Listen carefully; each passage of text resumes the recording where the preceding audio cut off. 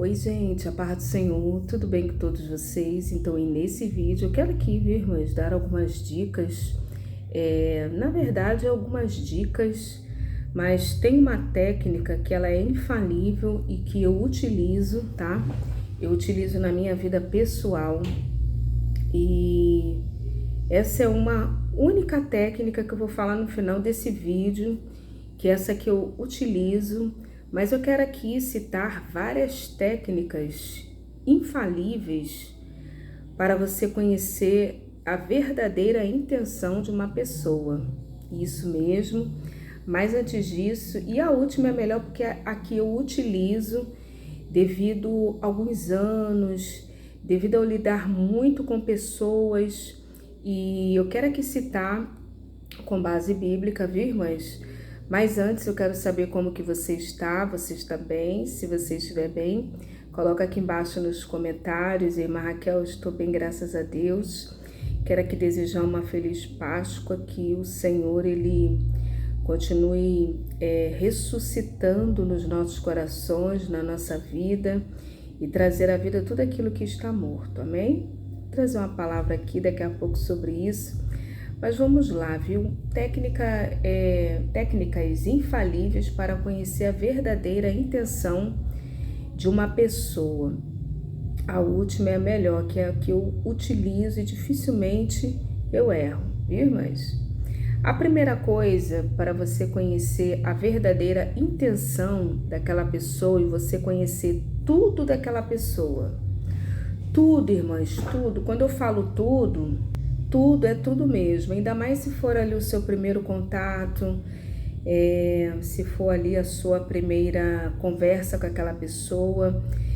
A primeira coisa, irmãs, que a primeira técnica que você precisa ter para conhecer a verdadeira intenção daquela pessoa, e ali você saber muito daquela pessoa, a primeira coisa é ouvir aquela pessoa. Ouça atentamente. Mateus 11:15 vai dizer: aquele que tem ouvido, ouça, né? O que o Espírito diz à igreja. O Apocalipse fala muito sobre isso, irmãs. Ouvir é diferente de escutar. Às vezes a pessoa ali, ela tá falando uma coisa, mas na verdade é outra. E em uma escuta ativa, e através do discernimento do Espírito Santo de Deus, você vê que ali há uma máscara social e uma máscara do engano. Viu? Por isso que não é bom você ficar abordando as pessoas, é você deixar as pessoas te procurar para pedir ajuda, porque a pessoa, ela vai, primeira coisa, ela vai se travestir, ela vai tirar essa máscara social. Como assim, Raquel? São máscaras sociais que comumente o ser humano ele utiliza. Por exemplo, tá tudo ruim na sua vida, você não vai ficar falando para todo mundo que tá tudo ruim. Não, tá tudo bem, a paz do Senhor tá tudo bem. É igual a tsunamita, né? O filho morto em casa vai, tudo bem. Não é questão de falsear, de mentir, é porque você não quer abrir uma particularidade.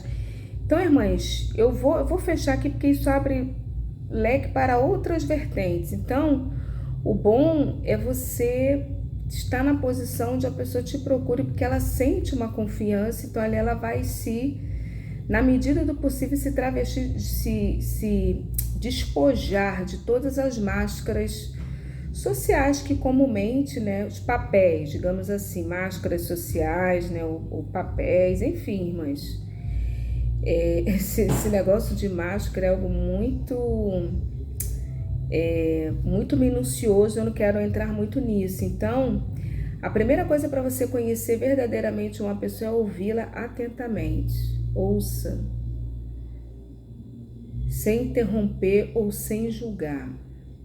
Essa é a parte mais difícil, que nós precisamos do dom, do domínio próprio, do fruto do domínio próprio, do dom não, do fruto do domínio próprio. Porque às vezes a pessoa ali está falando algo que é totalmente descabível. Quem utiliza muito isso são os psicólogos, os terapeutas. Eles utilizam muito isso. Eles não censuram, eles deixam, né, ali a pessoa falar, irmãs, e para nós é necessário um domínio próprio. Mas por quê, Michael? Porque se você censurar ali, ela vai criar uma barreira e ela não vai mais nesse viés da confiança. Ela instintivamente, ela vai pegar aquela máscara e vai se colocar ali na defensiva, e ali depois vai ser difícil até trabalhar alguns pontos, ou pode ser questão de orgulho, ou por medo. Se você quebrar essa barreira, então bom é ouvir, ouça atentamente, né? Eu me lembro uma certa feita que eu cometi um erro. Eu estava conversando com um rapaz e o rapaz estava falando para mim coisas absurdas. Absurdas no sentido de chegam a ser até criminosas. Ele estava falando de uma outra pessoa. E ele falando, e eu só ouvindo. E eu tava assim, meu Deus, como que ele anda com uma pessoa assim? E o erro que eu cometi foi de ter censurado. Eu censurei aquele rapaz ali, né? Naquela abordagem. Eu falei, mas como que você fica andando com gente assim? Irmãs. Aí a pessoa já... Você que é uma pessoa, você não pode ficar andando com gente assim. O que você anda desenvolvendo amizade com gente assim que faz essas coisas? Olha, irmãs. Então, eu vejo isso como um erro, viu, irmãs? Eu vejo isso como um erro porque eu deveria ter deixado. Então, a primeira coisa ali é ir trabalhando alguns pontos de forma bem minuciosa, porque isso até prejudica. A pessoa, ela cria aquela barreira e depois para você entrar novamente. Foi um erro que eu cometi. Mas vamos lá, a segunda coisa é perguntar com sabedoria. Quem é sábio ouça, aumente o seu saber. Perguntar com sabedoria. Provérbios 1:5. Faça perguntas abertas e não julgadoras, que é o que cai no tópico anterior, que eu errei mesmo, viu, irmãs? Que cai no tópico anterior. Errei, mas eu me dou um desconto porque eu não sou psicóloga. Eu trabalho com mentoria e isso não tem nada a ver, foi uma conversa informal, a pessoa não me procurou para ajuda, a pessoa não, foi assim uma conversa informal e a pessoa foi falando,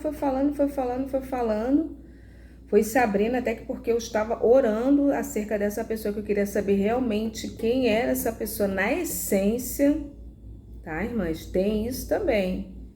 A pessoa, às vezes, ali passa uma imagem de bom moço, de boa moça, mas, na verdade, não é nada daquilo. Então, e assim, era uma conversa informal, né, entre duas pessoas conhecidas e até amigos naquele momento, né, depois a gente se distanciou, mas faça perguntas abertas e não julgadoras, justamente para evitar essa barreira, para entender melhor a perspectiva da outra pessoa. Irmãs, ninguém é dono da verdade. Você tem a sua visão de acordo com os moldes que você foi criado, com a sua percepção de mundo, com o ambiente que você vive, com as influências que você sofreu até aqui, os livros que você leu, as pessoas que te impactaram. Então você é produto de todas essas influências, de todos esses meios que você viveu. Então nós estamos no processo de construção. Ninguém é dono da verdade. O único que é o detentor de toda a verdade é Jesus de Nazaré, porque ele se autodeclara e denomina: eu sou o caminho, a verdade e a vida. O restante, irmãs, somos verdades plenas e não verdade absoluta. Mas vamos aqui, a última, né, que é infalível, que é o que eu uso, utilizo e eu não erro, não. Um outro tópico, né, para conhecer a verdadeira intenção de uma pessoa é você buscar orientação divina. Orar ao Senhor, confia no Senhor. Ó, irmãs, tem um provérbio que fala: confia no Senhor de todo o teu coração e não te estribes, não se apoia no seu próprio conhecimento. O nosso conhecimento, o nosso eu, ele pode nos enganar. Provérbios 3:5. Busque orientação divina, busque direcionamento da parte do Senhor, porque Ele vai te revelar as mentes, os corações e a verdadeira intenção daquela pessoa. Quinto, né, um outro fator para você conhecer a verdadeira intenção de uma pessoa. Seja empático, se coloque no lugar do outro, né? Utilize a empatia. Utilize a empatia, se coloque no lugar da outra pessoa. Mateus 22:39 fala sobre isso. Ser empático e compassivo ao lidar com as pessoas e tentar entender o modo de perspectiva, a emoção dela, e se colocar e você tentar ver dentro do olhar dela. Irmãs, e eu vou falar o último agora. Uma coisa que eu gosto muito é quando a pessoa às vezes discorda. Ah, mas eu não concordo. Tá, você não concorda, mas por quê? Aí a pessoa fala, não, porque eu penso assim. Como que você pensa? Como que é a sua mente? Não, a minha mente é assim, assim, assim. Irmãs, isso me dá uma oportunidade de aprendizado pelo modo de perspectiva da visão da outra pessoa. E isso não é fácil não, viu, irmãs? Isso não é fácil não. Normalmente a pessoa quer confrontar, quer bater de frente, aí surgem aquelas brigas, né? Enfim, isso é típico de pessoas menos evoluídas, mas vamos aqui para o outro tópico. O último, irmãs, que eu utilizo e que eu dificilmente erro, é você observar o comportamento daquela pessoa. Você não vai errar. Não se apoie naquilo que a pessoa está falando, mas observa o comportamento da pessoa. A pessoa fala que te ama, ela demonstra com ações, ela demonstra com gestos, a pessoa te honra, você é querido, querida. Irmãs, nas mínimas coisas. Às vezes nós erramos, as pessoas erram, porque não observa os detalhes. Se as mulheres observassem os detalhes no início de seus relacionamentos, antes de estreitar um relacionamento com um parceiro ou uma parceira, ir para um casamento, mas dificilmente ia dar errado. Ó, a antena ligada. Não, porque eu te amo, porque isso. Irmãs, isso para tudo, seja relações familiares ou amorosas ou de amizade. A pessoa realmente que ama você, que te valoriza, ela vai ter gestos e atitudes que vai validar aquilo que a pessoa está falando. A única palavra, e uma das únicas, né, é a palavra de Deus, que não erra. E Ele provou o amor dele por nós. As outras pessoas, irmãs, observam o comportamento. Você não vai errar mais. Não vai errar. A pessoa te honra, te respeita como ela fala ou como ele fala. Vê as atitudes. Chega de surpresa. Vê como a pessoa te trata. A pessoa realmente te honra, né?